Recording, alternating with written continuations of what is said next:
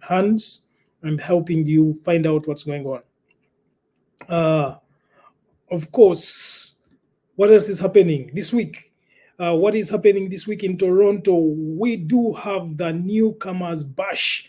So if you consider yourself a newcomer, if you want to learn more about who are the new people who have come to this community, we do have the newcomers bash, which will be happening shortly. If you have time, please endeavor to join and be part of that very well organized event. It is organized by Taji and Extreme Events. You know very well, Taji has been organizing a couple of events in Toronto, and of course, Extreme Events has also been organizing different events within this community. That is a few of the updates. Of course, there's more. A few others will be mentioned later on as we continue having these conversations. Of course, Luo Convention coming up May in a couple of weeks. So register if you haven't. The gown is coming up in 2 weeks as well. Tonight, as you can see, you can attest the diaspora voices happening shortly. Always a pleasure to have these conversations. We shall be talking about future conversations as they happen. In the meantime, of course, I want to congratulate the traders in Kampala for the job well done to sustain that peaceful protest. Obutagulawo maduuka kimwakoze kyabakoledde. Hopefully katusubire nti abakola amateeka ge Uganda bajja kutwala obuvunaanyizibwa obwo okola exhaustive examination okumanya kiki ekigenda maaso and how can we better serve our communities in Uganda.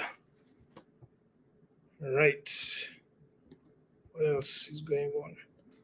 Luga Festival.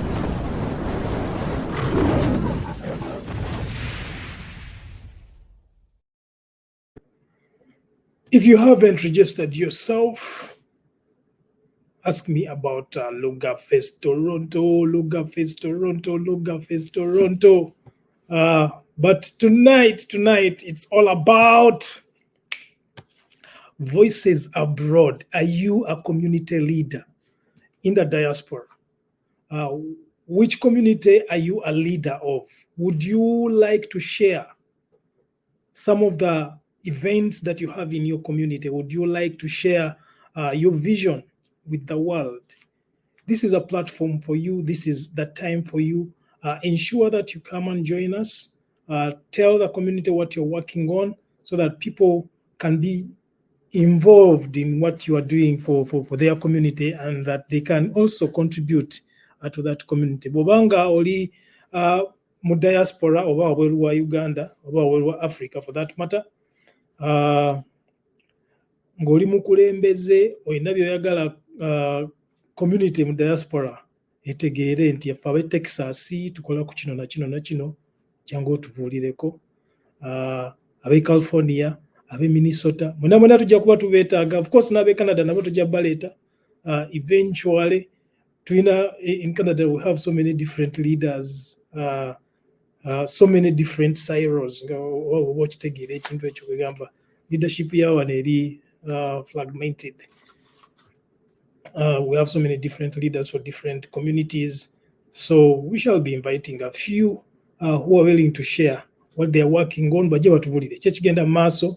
How would you want the community to engage, to participate in these conversations? I hope that I have done you justice. Kubanga mbwadeka preamble, I do not want to exhaust you before the conversation starts. So if you do have any questions, you're welcome to comment. Ask me any questions. If you have a business that you want to be oyagala jikuba bantu mu maaso, reach out to me. Tulabe tubakube business mu maaso paka kuwulira bubi. nga mutera okwogera. All right. I already recited the land acknowledgement naye kangitekeko nawo naye mwongere ogiyitamu abatagitegeera. Land acknowledgement eno tugyogera olw'okurecognizinga ba First Nations peoples bannannyini ttaka lino kwe tukolera okubeebaza okutuwa omukisa okuba nti no tukolera ku ttaka lyabwe. I think it's important and I hope that this culture can be adopted by our leaders in Africa. Because whether we want to agree or not, the indigenous societies of Africa are being slowly but steadily eroded.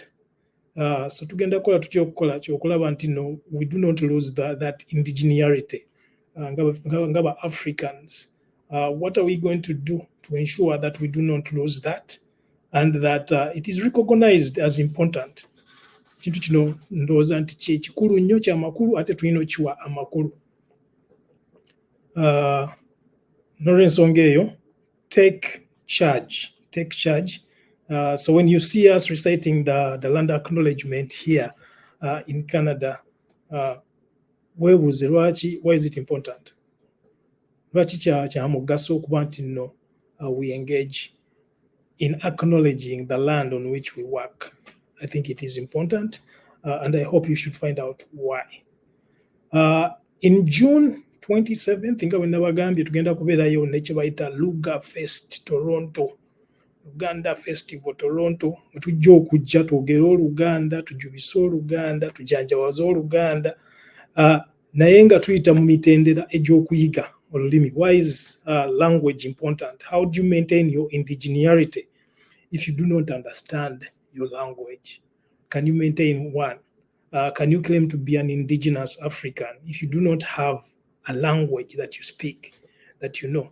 In Luganda Festival, tugenda kwogera ku Luganda through business. How does Luganda contribute to businesses globally in Uganda, in East Africa, in Africa, but also abroad, right? How do people succeed through learning the language, the business language of Luganda, the Luganda business language, right? Abantu babeera batya e Nairobi ne boogera Oluganda ne basobola okusucceedinga ne bakola deal nga bagikoze mu lulimi Oluganda. But we shall also go beyond that. We shall try to interrogate the role of language in succeeding or in imparting faith. Nkitegeera. Abaana abato abatamanyi religion oba faith, what they believe in, kitegeera. Whichever religion they are in, I think omuntu yenna okutegeera obulungi eddiini ayina n'okugitegeera mu lulimi lwe. It's very important. Kyova olaba nga ba-Israelites oba ba-Jewish people bamanyi eddiini mu lulimi lwabwe ne mu Luzungu. The Arabs bamanyi eddiini mu lulimi lwabwe Oluwarabu ne mu Luzungu. Actually Abawarabu bo kyekimu n'aba-Jewish, they actually recite all that in their languages. The Quran is in Arabic, the Torah is in Hebrew. Naye ffe tutuuka mu nnimi zaffe zino twagala kusoma Bible za Luzungu. Kitegeera. Jangu mu Luga Fest omanye biki ebigenda mu maaso. Kitegeera. How does one's language help them succeed in a foreign language, in a foreign country, right? How does it help ground you? How does language help ground you? These are seemingly simple questions, but very important ones to interrogate. And with that in mind, I want to introduce my colleague and the leader of the Uganda Boston Diaspora, Uganda Boston Community Association. Uganda Boston Community Diaspora. Hello. Nice to see you, Afande Momo, aka Maureen Kalemba, aka Afande Momo. So again, this is episode number 2. I know you are very busy We're supposed to start we're supposed to start at 5, but of course you're dealing with a funeral service and stuff like that.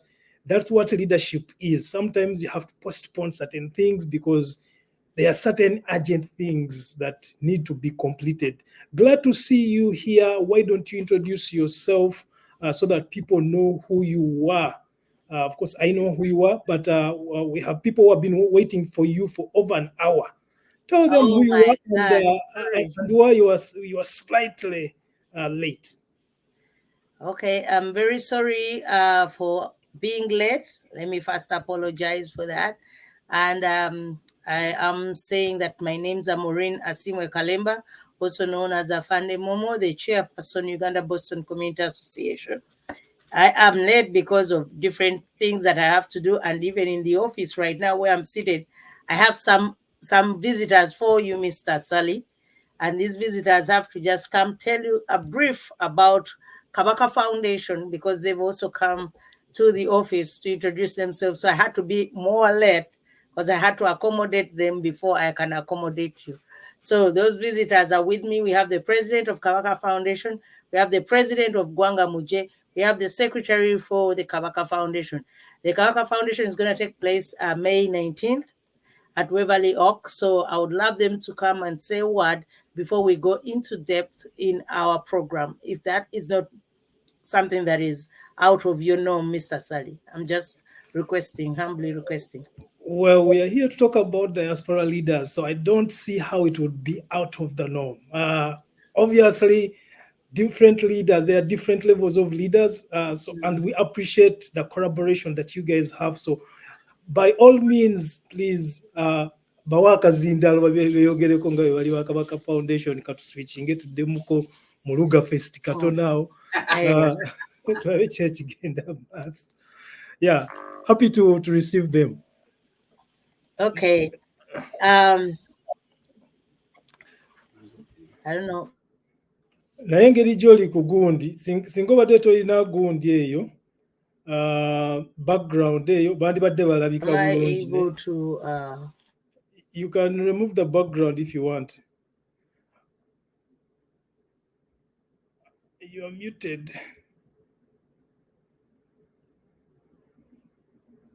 You are muted. You are muted. We don't hear you. Afande Momo, I think you are going to have to remove the background.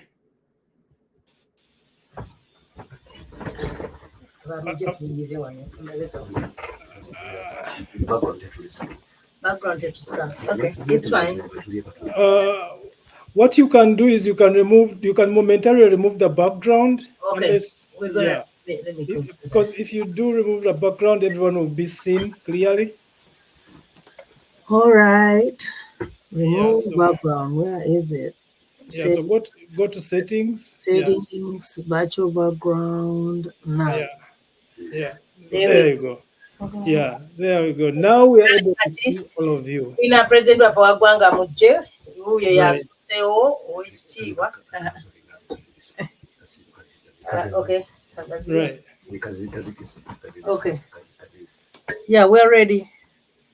All right. Tusanyusa okulaba nnyabo. Nange nsanyusa obbasanga ssebo. Webale kutwegattako, webale kugenda kubuza ku Nantebe. Wa UBCA. Kiki ekigenda mu maaso ne Kabaka Foundation? Mpulira Kabaka Foundation buli wamu Toronto tumuwulira. Omwe muwulira, Minnesota namuwulidde, Chicago namuwulidde. Kiki ekigenda mu maaso ku Kabaka Foundation? What's going on with Kabaka Foundation?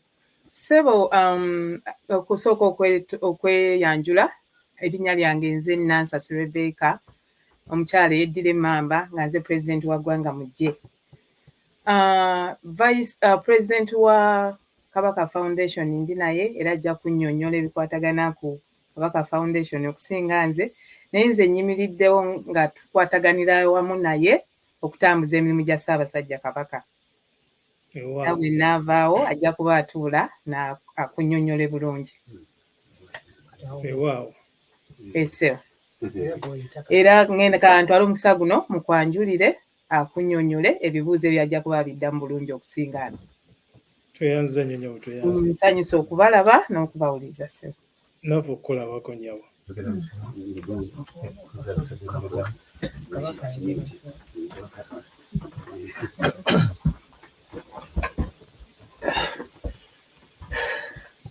ssebo tusansa okulaba ssebo wamu nange ssebo mwebale kutwegattako Sunday egamba etya mbawulira mutegeka Kabaka Foundation kiki ekigenda mu maaso biki omuntu gibitegekedde abantu of course ogenda tubuulira amannya go ndowooza buli omu ojja tubuulirayo n'ensonga lwaki mu meetings Nantebe wa Boston na biki bye mugenda okukolagana naye okulaba nti mutambuza Kabaka Foundation etambule bulungi. Omulangira tumanya ajja kubeera abeegattako omulangira Jjunju. Ebizigadde byonna ojja byogera kambikole kaneme byogera nga tonnabyogera so weeyanjula. Amannya gange nze James Ssentongo nga olunaku engeri gye lutambuddemu tubadde mu kanisa oluvannyuma ne tujja okwegatta mu ofiisi wano okusinkana President owa UBCA nga twagala okwogera ku nsonga ya Kabaka Foundation ekutta omuliro bwennyinza okugamba kubanga tufulumizza communications nnyingi ku yo era n'okutandika okwogera ku mikutu guno kyekimu ku byo ekyokutambuza kaweefube okulaba nti ensonga eno buli omu emutuukako kabeere wa mukwano oba kabeere wa Luganda. Kati Kabaka Foundation kibiina ekya Kabaka kye yatandikawo ye ng'omuntu ku lunaku olw'amazaalibwa ge era kyakamala emyaka 2 ekyakimutandisaawo nti yalaba obwetaavu bw'abantu be ab'omu Buganda nga ebyetaavu bingi waliwo abatalina mwasirizi kwegamba obuyambi ng'era bw'omanyi tuli eno mu nsi z'ebweru naye eriyo abalina obwetaavu bangi eriyo systems ezitera okuyamba abalina obwetaavu naye Uganda bw'otoba na bwetaavu osigala wekka bw'otyo. Kati Kabaka kyamukakatako okulaba nti atandikawo Kabaka Foundation asobole okulaba nti akuŋŋaanya obuyambi obusobola okuyamba abantu be mu Buganda ababeera mu Buganda era Kabaka n'aba nti yalonda ba Board of Trustees abatudde ku kitebe e Mengo okuba nti batambuza Kabaka Foundation ye n'asigala nga ye chairman w'ekitongole kino. Kati nze Ssentongo ayogera Kabaka yasiimye mu bbanga eriisaawo okunonda oba okutulonda nze ne bakulembeze bannange nga yagenda nga mubamanya okubeera nti tumukiikirira ku sayidi eno ng'olwakola amatabi agagaziya okulaba nti akuŋŋaanya ensimbi okusobola okuwanirira ekibiina kya Kabaka Foundation nga kye tulina okujjukira nti ekibiina kino kya bwannakyewa si bizinensi nti erina ssente gy'ekola okumirira kwakyo kusinziira ku ffe abantu ba subjects ba Kabaka okulaba nti ensawo eyo tugiwanirira esobole okulabirira abantu be. Engeri gye balabirirwamu erimu okubayamba mu byobulimi, eriyo bayamba mu byobulamu, eriyo bayamba mu kubajja mu bwavu n'okubawa emirimu egy'engalo. Era ekyo bakikoze nnyo kubanga eriyo n'eddwaliro sirina on top of the head naye ng'eddwaliro eryo yeringa center bakolera okuyamba abantu okubagema ebirwadde ebitali bya ngeri zimu naddala ekigamo hepatitis obulwadde bw'ekiwumba n'ebirwadde ebirala bisobola okujjanjaba oba okugemwa nga bakozesa ekifo ekyo. Then nevaayo ne vocational schools ezo nga zirimu okuyigiriza ebyemikono abaana bagenda okuvaayo nga basobola okutunga, basobola okukanika emmotoka, basobola okukola oba okweyaringa enju kwegamba emirimu egyo egy'engalo gibeere nga gisobola okubayimirizaawo.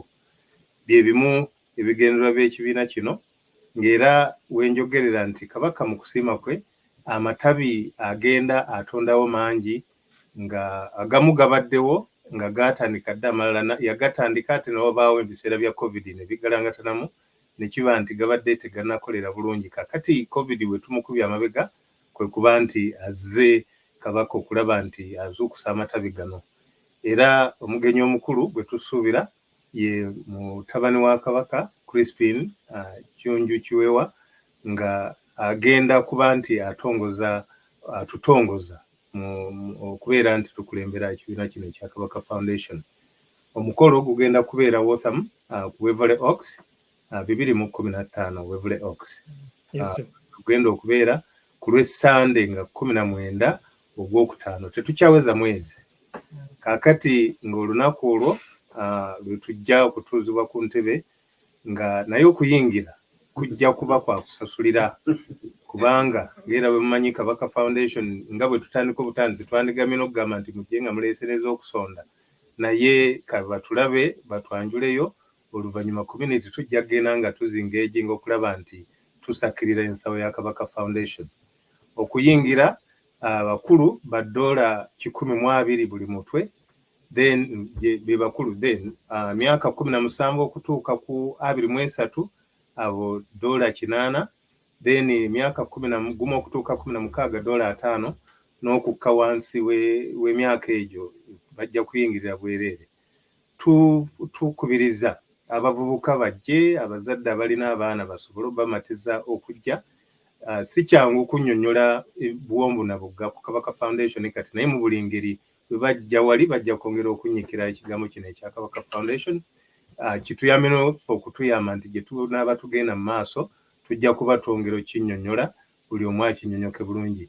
Ekizze kusigalawo ekijja kuvaawo era tujja kubanga buli kiseera oba tukyalira omukulu ono mu ofiisi okulaba nti twogera ku programs ezijja okusobola okutambuza Kabaka Foundation nga ziva mu donations eziva mu community zaffe. Faibaine ebweru mu diaspora tukola kinene nnyo okuwanirira entegeka efaanana bweti kubanga ffe at least tulinako we tuli. Era tusuubira y'ensonga lwaki Kingdom ekyali nywevu nnyo okuba nti abali eno tusobola okuba naffe tuyambako okukwataganya ku nsonga ya Kabaka Foundation. Tweyanze nnyo tweyanzeege muzzukulu wa Mugema omwami Ssentongo amanya nze simanyi watege nze kati obeera mukulu wange nsanyusa okukusanga mwebale okubeera nga tegeeza ndabika omukadde mbadde ngama nze mutowo sebo buli wankima yenna gwensanga ogusooka abeera baaba wange sebo awo nkuleegedde sebo buli wenna gwensanga kinoomu oba oyagala buli olina abakulu babiri buli omu bw'oba oyagala abeereko kyayogera ayogere yeyanjule 19 si wala nnyo akalango kakuye bakawulidde bajje n'ez'okusasula okuyingira naye ate bajjemu n'endala ez'okusonda.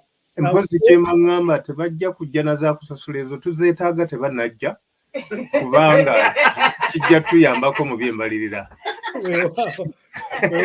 Okatereezezzaamu ate n'ez'okusonda era tewajja kuba kusonda okujjako ng'oli azze era n'aba nti azitukwasa tetujja kussaawo foramu nti oba yakusonda naye ng'okukoosa oli bw'ajja ng'alina kyatuleetedde okusonda kuba entandikwa y'obwetu bweri tujja kuba tukyamiriza. Tuwulidde bulungi nnyo sewo tweyanza nnyo tweyanzeege. Nawulidde ab'e Toronto bategeka ogenda okugaba omusaayi bakunze abantu okugenda okugaba omusaayi. Ekintu ekyo namwe mugenda kukikola ewammwe mugenda kukunga abantu bajje bagaba omusaayi? Ewaffe tetugenda kukikola kubanga okugaba omusaayi ab'e Toronto oba oli awo balina omusaayi mungi naye kyenyinza okugamba nti entegeka kwegamba kati focus tugitadde kuba nti batutongoza naye nga ebyo byonna programs ezo zonna zijja genda kujja. In fact bagenze ffe ab'e Boston tutuukirira abamu nga ab'e Toronto bayinza okuba bo baatandika dda kwegamba nga babaddewo nga babadde active. Kati ffe entandikwa ez'okuzuukusa ekibiina eri ku ffe ne tuba nti technicalities oba logistics ez'okutegeka ab'omusaayi ziyinza okuba zanditubeeredde enzibu naye natuwagira ekyo kye baliko era naffe oba oli awo gye bujjako tujja kikoppa mu kiseera nga kituuse sebo. Weewaawo naffe no tutandika butandisi guno gwe gusooka bagenda kulaunchinga kati omulangira bw'ave waffe ajja wammwe kubanga waffe ayonga Toronto. Oliwe Canada? Okay. Bw'ava wano ajjaawo. Yes, sir. Kubanga wanagenda kubeerawo nga 11 May. Okay. Kati olumaliriza waati agirinnya atajja abeereko awo. E Boston awo waliwo abalangira bangi nnyo omulangira Basamula mutumiddeko n'abalangira abalala bonna abaana b'engoma abatudde awo e Boston. Mwebale kubalabirira n'okubeera nti mwongera mu maaso okuzimba Obuganda. Amina sebo. Weewaawo ssebo oyagala bakulu bano bo babeereko kye boogera oba nedda? Okujjako okweyanjula nze amanyi yanze Bulega. Gyatule wano sibe guli. Sebo naye alina ye muwandiisi waffe naye byawandiika alina okubyogererako. Sebo weebale nnyo weebaleke. Nsanyusa okulaba muganda wange ssebo muzzukulu wa Muge. Okay. Sebo mwami sali nsanyusa okulaba Sebo. Nange okusanga mwami Bulega ssebo. N'omukisa guno okubaako nange okuwayako naawe nze amannya ago nga bwe nze Bulega Peter Bwakabaka ndooza ndi muko baffe tugaba Najjinda. Tusanso okulaba. Naye nange Omutanda yanjuna nansiima muweereze era ndi mwetegefu okumuweereza. Ekigambo kino tutandise okinnyikira okitegeera obulungi. Tweyama okuweereza. Weewaawo ssebo. Ndowooza kyekyo. Tweyanze nnyo tweyanzeege mubale kutegeka. Nante bajja kwongera obbakubira akalango. Bwema mulina graphics muyinza ozimuwa nazo ku shows eziddawo tujja kwongera okulaga ka graphics ezo abantu bongere okuziraba okutegeera ddala Kabaka Foundation Boston chapter launch eriyo ddi sente mmeka ebisale beetaaga bimeka tulabe engeri gye tukungamu communities zaffe kulaba nti zijjumbira emirimu gino egy'okwekulaakulanya ate era n'egyokubeererawo baganda baffe abali e Uganda. Webala obuweereza obusabo. Weewaawo ssebo.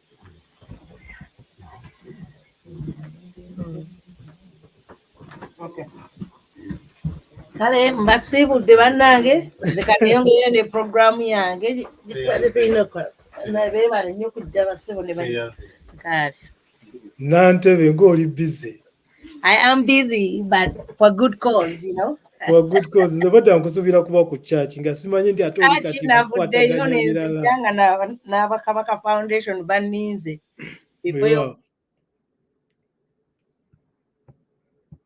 Ompulira bulungi?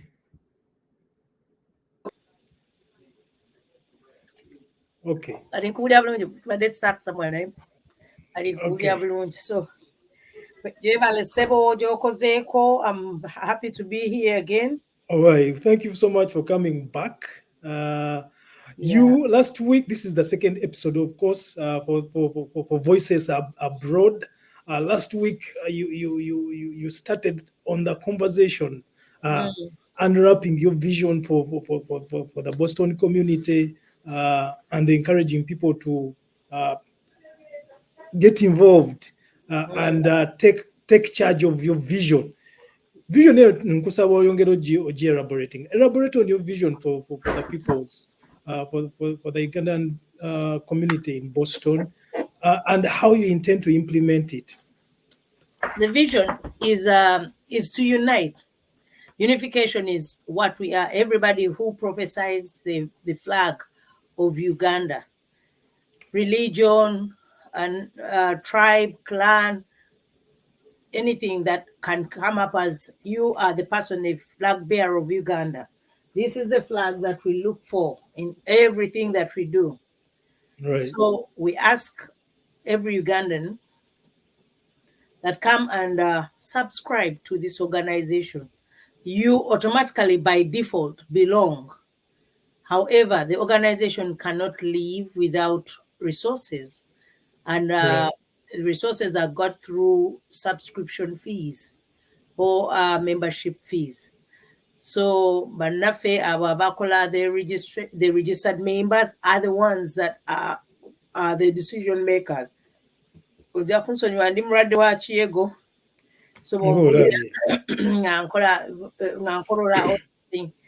is it. So they are the people who are registered voters. They call the shots. Yeah. So Babiranga Beba Trambuza Echbina Chino wherever he has to go. Echbina Chino chat Tesawo Kulabantino all the Ugandans, wherever we are, one of Massachusetts state, twemanya. Right. Tuberanga, we are trying as much as possible to help each other in the transitioning world. Kubanga in the world CFA. It is a transitioning world. So manyi what to do. So mental health is for real.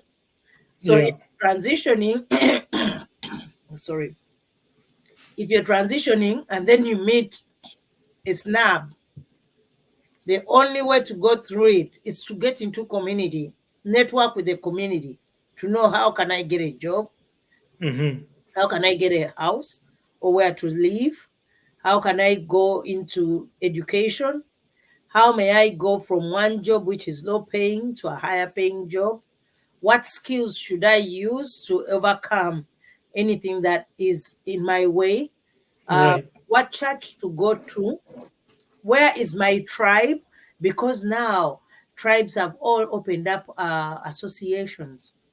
So Yeah. we are finding that every tribe has where it has to prophesy. And Yeah. so when our people come in, we go like, oh, you're from which tribe? Baganda. Where did I something, and then we say, okay, Abakamba, this is their WhatsApp group. So go in there and network in there. You're going to get somebody to help you out.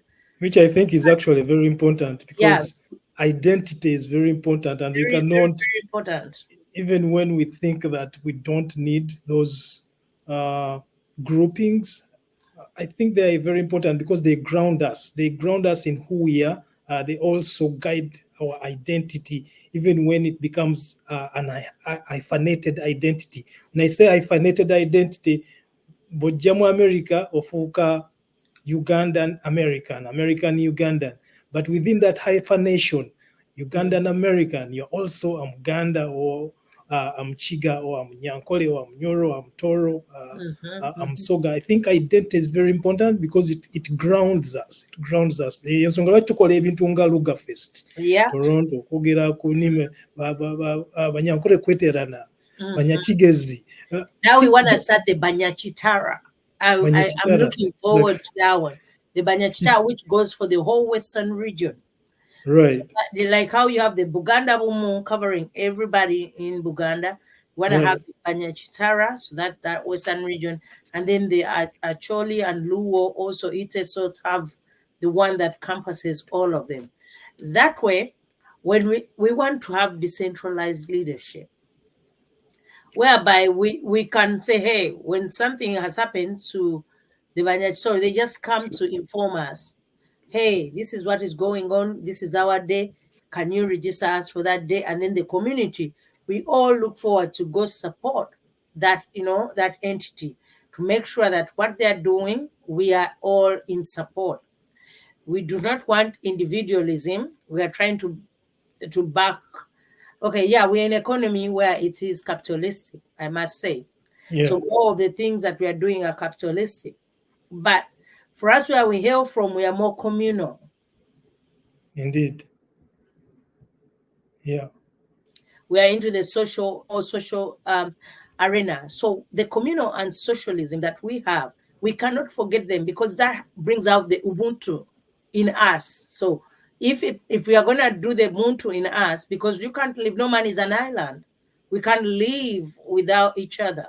So we are going to create those structures, or we're going to enhance those structures. We're going to work with those structures to make sure that we bring out the communal way of upbringing that we started with when we were growing up. We found that those ways our parents used, and which the Kabaka Foundation has just been talking about here, are the ways that have made us who we are.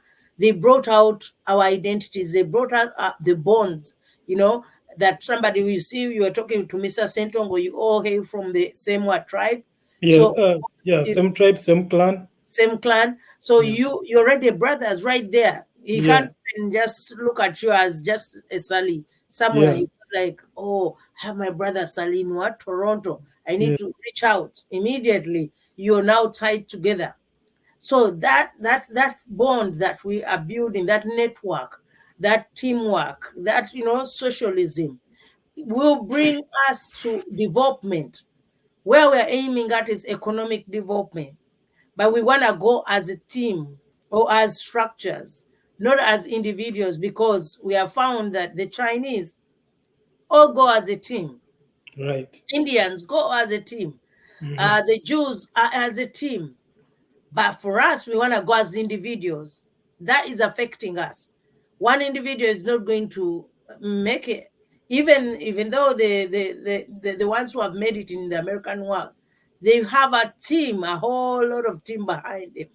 So Right. we have found that we also have to do the same as our communities. So hence these community organizations, hence this leadership that you're seeing, hence the vision, because the vision is all about development, but we can't develop individually. We have to develop as a team,